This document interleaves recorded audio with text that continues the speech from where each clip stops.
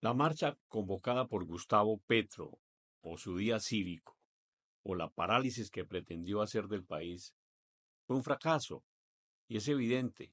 Por ejemplo, la Plaza de Bolívar, donde este escenario absolutamente lleno, gente apretada uno al otro, le caben 20.000 personas, le caben a esa plaza, no le caben más a esa plaza.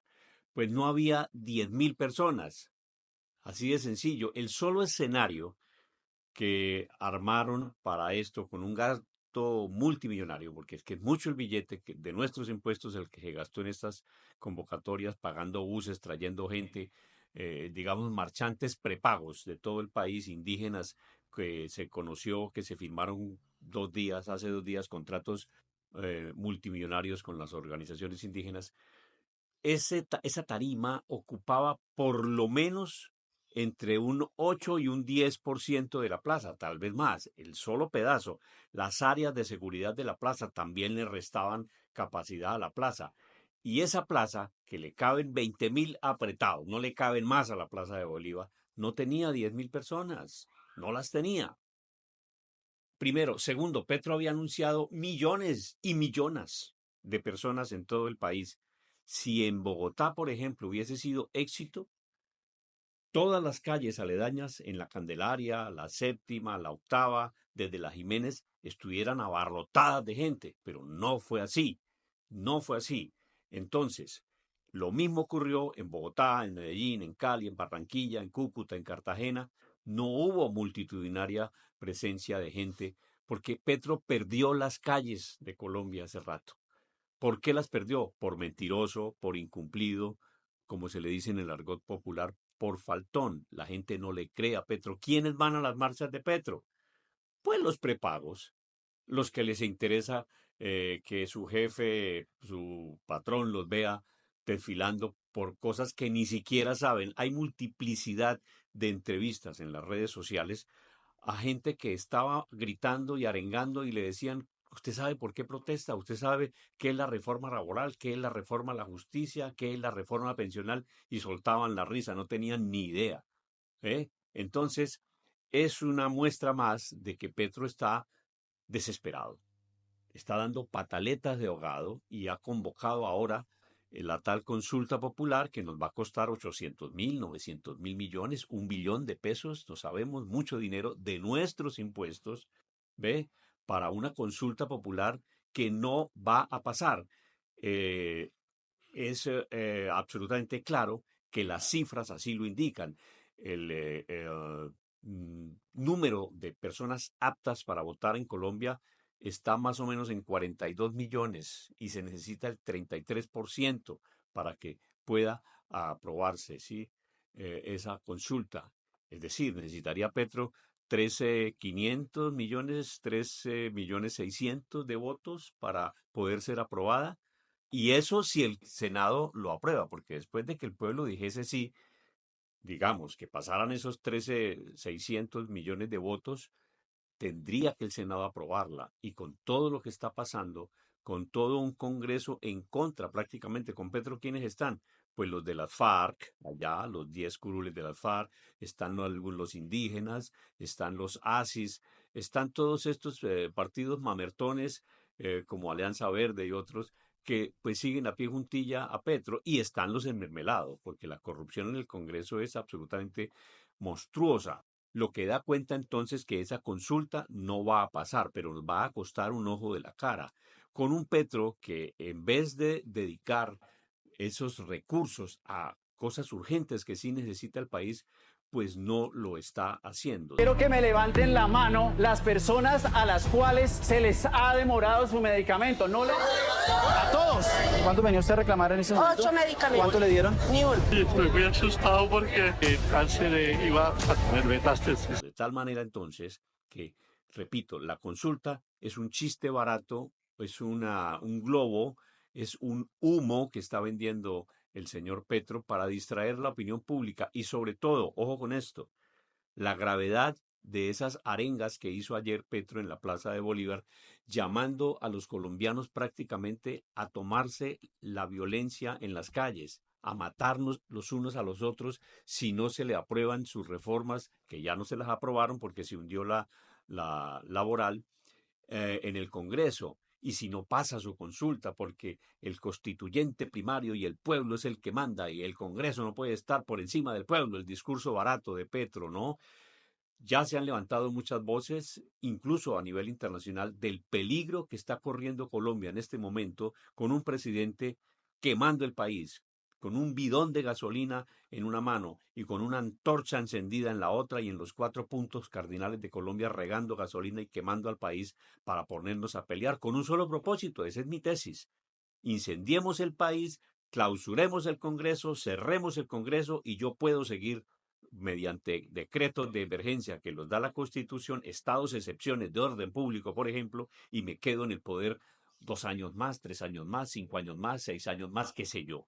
¿Ves? Petro hace unas cuentas muy simples. Dice, si en Venezuela lo pudo hacer el señor Chávez y lo siguió haciendo Maduro, ¿por qué yo no? Si yo soy más inteligente que ellos. En Venezuela llevan 26 años destruyendo a Venezuela, el país más rico no solo de Latinoamérica, sino del mundo, tal vez Venezuela. Hoy, un país empobrecido y arrasado por la corrupción de los chavistas y del socialismo del siglo XXI. Entonces, las cuentas de Petro son elementales, sencillas. Si en Venezuela se pudo hacer, en Colombia también lo puede hacer porque el pueblo me respalda. Pero está equivocado. Ese pueblo demostró ayer que no respalda a Petro. Así de simple. Un presidente con un historial absolutamente vergonzante en escasos 30 meses que lleva de desgobierno, ¿cierto? Con una corrupción desbordada en todas las entidades del Estado, con una ejecución presupuestal de todos los ministerios ridícula. No se han ejecutado los recursos para la inversión pública, con 260.000 o tal vez más hectáreas de hoja de coca cultivadas en muchas zonas del país, en el Putumayo, en Cauca, en el Chocó, en Antioquia, en los Santanderes, en el Catatumbo, ¿ve? Con unos narcoterroristas de las FARC, del ELN, del Clan del Golfo, haciendo de las suyas como repúblicas independientes en muchas regiones del país, con un Petro pagándole 1 millón de pesos y más, dizque a los delincuentes para que no delincan y no maten, con una investigación seria, muy seria, por haber violado los topes electorales en la campaña a la presidencia. Su propio hijo, Nicolás Petro, ha dicho en entrevistas que así hizo con la fiscalía hace más de un año que sí, que el presidente sabía de todos esos pasos, que de la plata que estaba entrando ilegal de narcos y de contrabandistas. Y tenía plenamente conocimiento no solo del Atlántico, sino en gran parte de la región Caribe.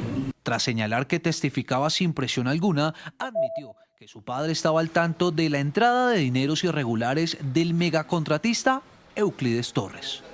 Su padre tenía conocimiento de los aportes económicos y la financiación de Euclides Torres a su campaña. Sí, sabía perfectamente que Euclides era quien financiaba la campaña.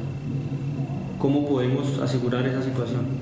Porque yo se lo mencioné varias veces, él lo sabía, él en los carros cuando nos transportábamos para los eventos siempre iba Pedro Flores, él y yo, y hablábamos de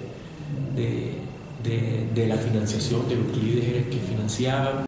Y luego se echó para atrás porque Petro le dijo, voy a poner una fiscal de bolsillo, y así fue, puso a Luz Adriana Camargo, con un procurador también de bolsillo, el señor Gregorio El Hach, con un Petro queriendo tomarse las Cortes, el Consejo de Estado, la Constitucional, la Corte Suprema de Justicia, con un presidente exclusivamente dedicado a desbaratar, a atropellar lo que llaman Estado de Derecho. Pues, ¿qué podemos esperar en una Colombia que dice que votó por el cambio, ¿no?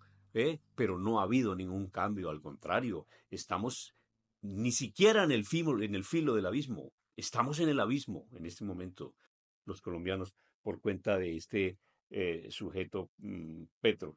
De tal manera entonces que es lamentable lo que está pasando en Colombia, muy lamentable, y sobre todo metidos en un proceso de paz total, con personajes que abofetean a Petro, lo chantajean como los señores del ELN o los señores de las FARC o los señores del Clan del Golfo cuando quieren, rompen los diálogos, se levantan de las mesas, insultan a Petro. Pues obviamente Petro perdió el respeto de los colombianos hace mucho tiempo, pero es un chiste, es un sainete mal elaborado. Es una ridícula puesta en escena del desbarajuste del país. Qué tristeza, qué rabia, qué bronca da ver a Colombia sumida en esta situación. Ahora, si lo que llaman derecha en este país no toma medidas urgentes, qué urgentes a nivel político, y logran unificar criterios en torno de un solo candidato, posiblemente Petro se va a quedar en el poder, él o a través de, se quedaría en el poder. Es decir, si no se desiste de las pasiones personales y los intereses personales por ser presidente cada uno, la Cabal o Vicky Dávila o el mismo Germán Vargas, y se unen en un solo, se pierden las elecciones porque Petro tiene el poder y la plata para corromper a punta de mermelada. De tal manera entonces que ese es el panorama, un fracaso en las marchas, lo digo sin titubear, que esa es mi percepción de una reforma en procura de sacar adelante las reformas, una reforma laboral absolutamente dañina que destruiría 500.000 de empleos, una reforma a la salud donde está secuestrada la salud de los colombianos, las EPS secuestradas, los regímenes contributivos es totalmente a la deriva de la gente sin muriéndose, no hay medicamentos. Petro, hay que decirlo, ha sido el error histórico a nivel republicano de Colombia más grande en toda su historia. Ha sido una desgracia para nuestro país. Ha sido finalmente el cambio, pero en retroceso, que pedían millones y millones, pero ahí tienen. Pero todos llevamos, todos padecemos porque todos somos colombianos, esa es la verdad.